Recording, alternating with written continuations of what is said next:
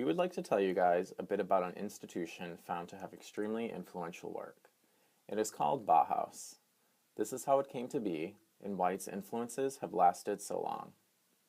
Bauhaus literally translates to building school, and that's the idea it was founded upon, the merger of two schools, a school of arts and crafts and a school of fine arts.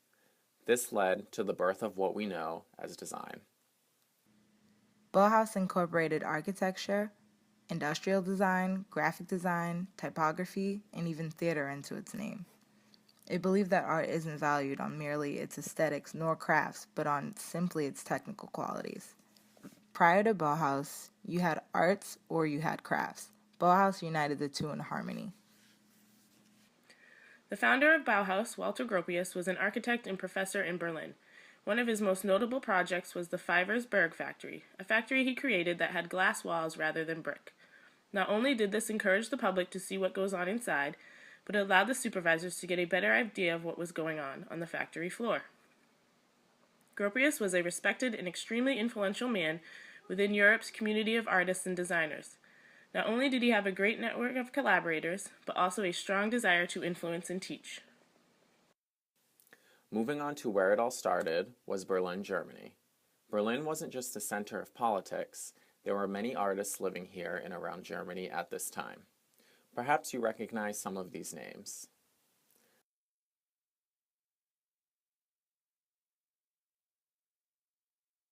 Yes, Bauhaus was a school, but the reason its legacy has lasted so long is because Bauhaus came to be a philosophy as well. Taking advantage of the cultural climate, Gropius and his team were able to push students to explore art and design in new directions. First, philosophy, absence of ornamentation, and to get rid of things that don't matter. As an example, here's your average Victorian doorknob. It's functional, but not exactly an ergonomic masterpiece. Do the elaborate designs add any real value? Now this is the famous doorknob Gropius designed. It's beautiful and it's even easier to operate. It's a work of art, which functions as state-of-the-art. So Bauhaus also brought us the quality of craftsmanship with the ability to mass produce. That may sound impossible, but the leaders of Bauhaus found a way to make it work by making design part of the entire process. For example, this entire set of stools, utilizing simple, straight cuts of wood, could be produced and assembled by machine, rather than single craftsmen. They wanted to keep things simple, because it was a holistic view of the entire production process. Their thought was, design isn't something you can add, it's the whole thing, from start to finish. These principles weren't strictly limited to architecture and design. The Bauhaus theater was another element that was experimental on stage. Design and its theory developed the advances of the 20th century. Oskar Schlemmer joined the Bauhaus in 1921 as the head of the sculpture workshop, and later ran the theater workshop in 1923. Laszlo Mihaly Nagy, an abstract painter, joined Schlemmer where he worked on stage design. At the Bauhaus, the human form was placed on equal footing with elements of theater: light, sound, movement, form, color, and shape. Artists like painters, sculptors, or architects focused on form and color, using the human figure as an abstract element. Schlemmer's interest of the human form led to interest in masks and costumes. They were created by matching geometric shapes with parts of the body. However, all good things must come to an end.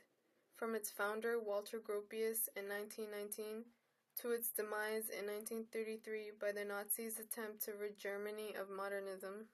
So what do we get out of Bauhaus, and where can its principles be found today? Well, if you thought any of that furniture looked the slightest bit familiar, you would be quite right. IKEA is probably one of the biggest empires following the Bauhaus legacy. It has affordable mass-produced products, flat-packed shipping, and simplicity in its aesthetics and assembly, which is probably taking a page out of Gropius's history. Now, user experience, sustainability, and innovation are some of today's buzzwords in design, and these are exactly what Bauhaus was teaching 90 years ago. Guess what? It's still relevant. Everything is designed, some better, some worse, but whether it's a sofa or a spatula, design has to be considered from every angle. Design is how something works, together, united in harmony with its appearance. You can't have one without the other. And that was Bauhaus's purpose. Thank you for listening. We hope you enjoyed the Bauhaus movement and the works of Walter Gropius.